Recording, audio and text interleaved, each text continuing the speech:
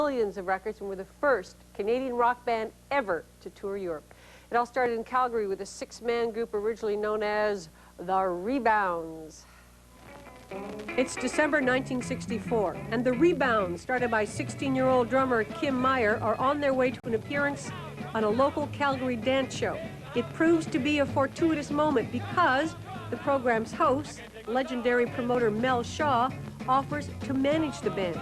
He had a dream to get out of Calgary, and the Rebounds would be his ticket. He spruced up their image, changed Kim's last name to Berly, and racked his brain for a better group name. And he came down to a rehearsal one night and he says, got a new name for the band. I said, oh yeah, what is it? And Mel kind of looked funny at me and he said, guess. And I looked at him and I said, the Stampeders. That's it.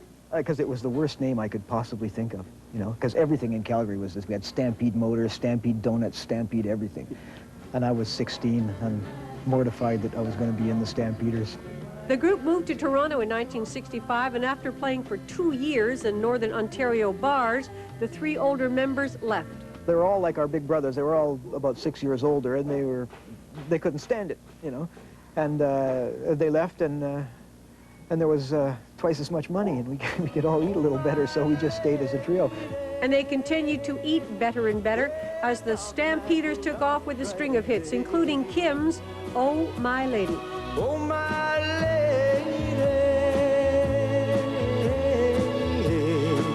I said lady, I can feel wild eyes. I can't look away from your wild eyes. After being at the top of the Canadian pop scene when the band folded in 1978, Kim was broke and bitter.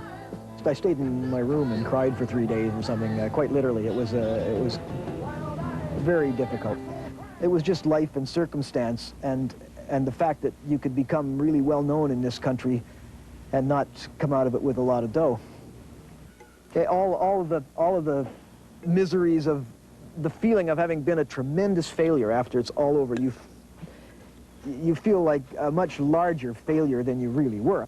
At the age of 30, Kim found himself with no job skills and a broken marriage. He took the only work he could find, doing building maintenance. And there I was in some dungeon of a rickety old downtown building trying to patch up the walls or fix the toilet or some damn thing like that. And there I was on the radio singing Oh My Lady. And it does stop you, you know. And at the time, now I felt it made me feel terrible at the time. It's a good laugh now, but it was really hard. Since that time, Kim has supported himself with carpentry work and a brief acting career. He remarried, and he and wife Diana have a 5-year-old son, Hunter. Every summer, Kim's 2 daughters from his first marriage visit from California. And recently, he's made some tentative steps back into music, playing with his friend, composer Gary MacArthur. I found that I really enjoy playing. I like playing drums. It's a release for me. It's easy. It's very easy. At the age of 43, Kim Meyer has made peace with his past. He no longer hides the fact that he was the founding member of the Stampeders. It makes me smile. I'm not filled with pride that we did a wonderful thing or made any kind of contribution to humanity or anything, because that perhaps wasn't the case. It was a good time. A lot of people liked the band and you know, felt good because we played. Yeah, I have enough money, I have enough to eat, I have a little car to drive, it's got a few rough spots. I have a good time with my family. That's where you went for your birthday, right? I have a good life. Ladies and gentlemen, please welcome the founding member of the legendary Stampeders, Mr. Kim Meyer. Yes. Well, hello, have a seat. Thank you.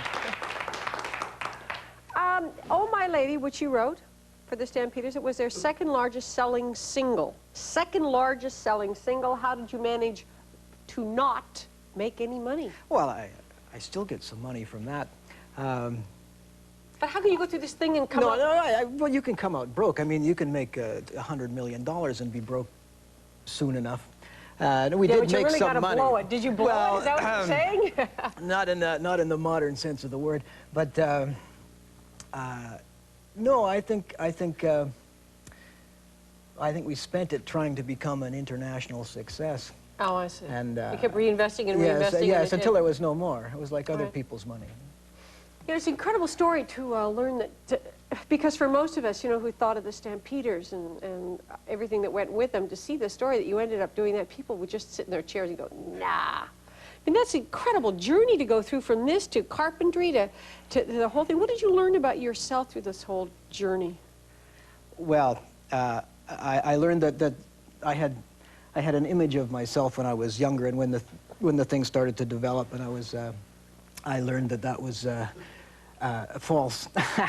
It was not. It was not. I was not nearly the wonderful character that I had thought, and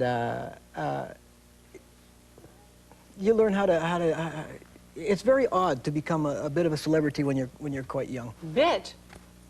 Big name. Well, and then, and you really don't have a firm grasp of what most people do to stay alive, and how difficult it is, and what an odd thing it is to get up in the morning and go out and work instead of sleep until 11. That's right. And it was, yeah, it's rude when you come in contact with that reality, but after a while it's not nearly so bad as it seemed. It was just tough at the time. Well, sure. And you know, I used to have a tremendous crush on you when you were the news lady on the channel. Really? Yeah. Do you know, I sort of had a very crush odd to on be you sitting- when I used to sit and watch the Stampede. Will you Yeah, excuse sure. us for a minute? We're going to take a break. When we return, our second Stampeder will join us, the man who wrote their biggest hit, Sweet City Woman. Member of the Stampeders wrote one of the biggest selling songs in Canadian history. When I started television, this was the theme song of my first TV show. I was 12 at the time, and I still remember the lyrics. It goes something like this.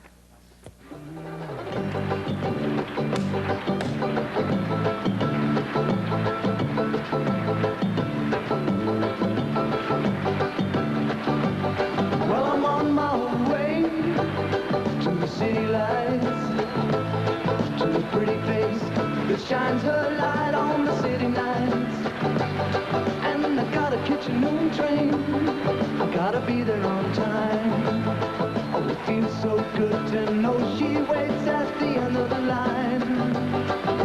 Sweet, sweet city woman. 20 years ago this month, Sweet City Woman was the #1 song in Canada and had climbed to #8 on Billboard's Top 100 chart. Three boys from Calgary had beaten the odds and produced a worldwide hit that would go on to sell over 2 million copies.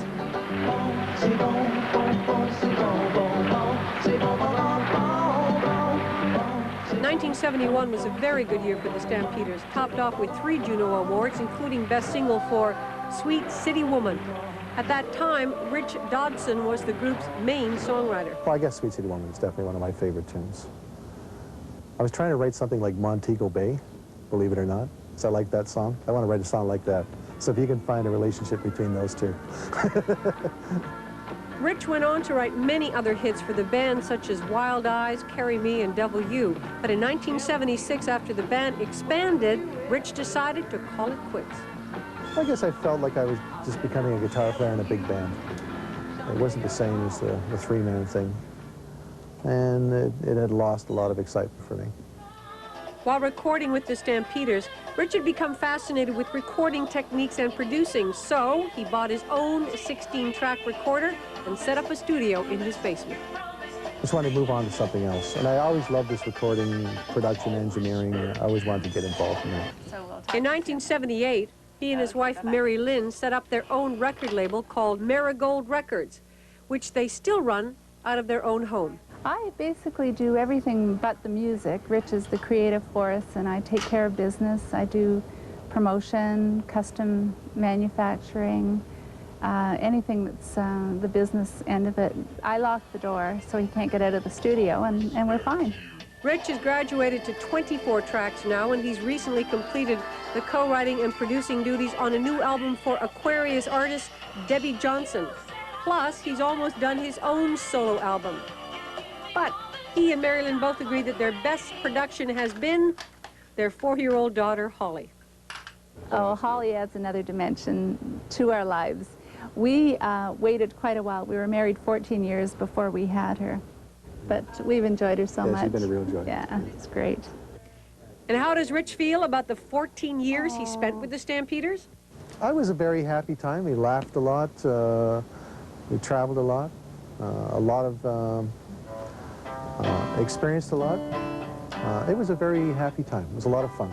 Some of the best years of my life. Singer, songwriter, producer, and Holly's dad, Mr. Rich Dodson.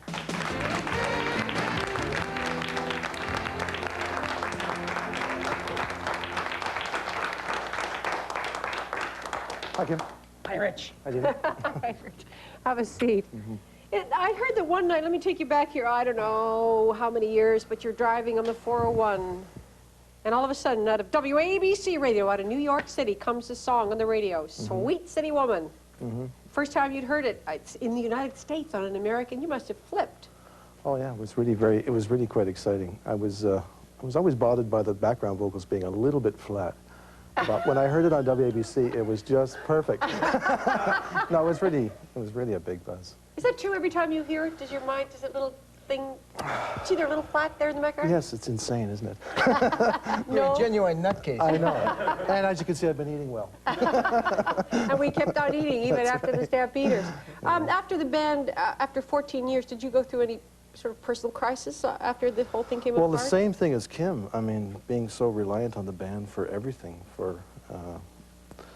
to have to go out into the world and decide what you were going to do, it was a major trauma. For about a week till I bought that 16-track recorder. I said, this is what I'm going to do, record production. And now here it is. This is your, yeah, this is your girl. Yeah, she's great. I hear it's doing really well, Debbie Johnson. There's a song here that's working its way up the charts. Oh, I'll respect you right now. Yeah, it's really I'll respect you. fantastic. I'll respect you right now, Well, just or I'll respect you. I feel like I'll respect you right now, but don't ask me in the morning, honey. That's right, that's right. So now the shoe is on the other foot. You've gone from the star to the star maker. Well, hopefully. We'll see. If you had to give Debbie a piece of advice based on everything that's happened to you, what would you say as a Stampeder? Just don't give up.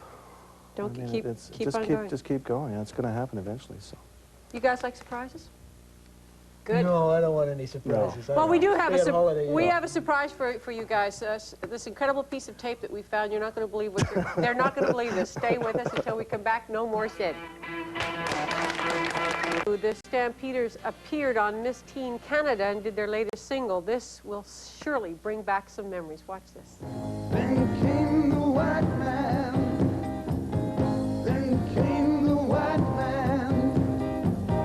In his younger years when he was a brave, hunting buffalo for winter he'd save. Then came the white man.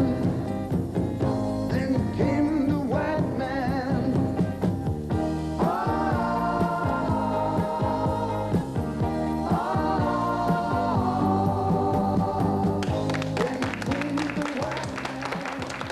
Did you notice that there were 3 Stampeders in that video? There was a bass guitarist, his name is Ronnie King, was singing. Well, when we planned the show, we knew where the 2 of these guys were, Kim and Rich, and it was almost impossible to find the 3rd member, but we did. And here he is, ladies and gentlemen, Ronnie King! Surprise! Good to see you. Hi, Dini. Hi, welcome. How are you? Now, the surprise is you guys apparently have not been in a room together since 1977. I want to know, are there bad feelings here? Should I get back? No, we just went like this. You know, just all Since doing our own thing, 1977, you haven't been together. That's right. I Has don't he think I've changed? seen Rich since then. No. Well, you hardly look any different from the video. Well, maybe a tiny little. Nice to be in Toronto. I haven't been in Toronto in 11 years. Yeah, we had just a little bit of trouble tracking you down, Mr. King. Well, obviously I did a good job of hiding. Yeah. Well, I mean, why didn't you stay in contact after? You know, how come? What happened here? Well, it wasn't a case of not staying in contact. I think... Well, we all had nervous breakdowns, and it just one right after the other. Ronnie, everybody has problems when this kind of huge thing happens for 14 years and this whole world is built and then it ends. You went through your own bout with alcoholism. and ended up digging post holes for a living. Pretty exciting. I knew Well, laugh. I made more money than carpentry, I'm sure. While you're cleaning toilets, he's digging post holes. Toilets, post holes, rock and roll. It's all in the course of survival, you know, and I got back to Calgary, and I just was mad at the music biz. I thought it doesn't deserve me, or the world doesn't deserve me, so I'm going into hiding, but I was ever so scared that somebody would recognize me out there in normal land and so on, and it did happen on occasion. I worked with my cousin digging post holes, and within a year or two, music called again, and before I knew it, I was back in the bars, and it was my worst enemy, the bars, because there was that evil inebriation staring me in the face, and stuff I was too weak with. But I'm proud to say I'm accomplishing almost my 3rd year of sobriety, and I feel great. Good for you. Very good. Now you're playing again, and you have a local cable show in Calgary? Yes, I do. On Calgary Cable 10. It's called Ronnie King Live, and getting lots of response. I'm basically, it's the birth of, similar to your original Sweet City Women's show, I guess. I'm getting local airtime and practicing my on-air personality, and having a lot of fun Let's see doing your that. on-air producer. And now here's Ronnie. Yeah. So you came back into it. Yeah. You know, tell me quickly your favorite memories of the group. If you look back, what comes to you immediately? Oh, the dream of going to become the Beatles, so to speak, and then actually accomplishing that in our own sense, and instead of Beatlemania, having Stampeder mania, and people rocking your limousine, and all that came with it, and touring the world, going back to my homeland where I was born in Rotterdam, Holland, as a big shot. It was quite exciting. It was a big 14 years. You did 10 albums and were one of the most successful bands in Canadian history. For all the ups and downs, whatever came out of it, it was an incredible journey. And for those of you who would like to relive some memories, just let me show you this. Today and today only, Quality Video has just released an excellent compilation of the band called the Stampeders Hit the Road. It's available at video stores across Canada. Thank you, guys. Tomorrow, our series continues with Edward Bear. You were wonderful. Thank you all. We'll be back in a sec.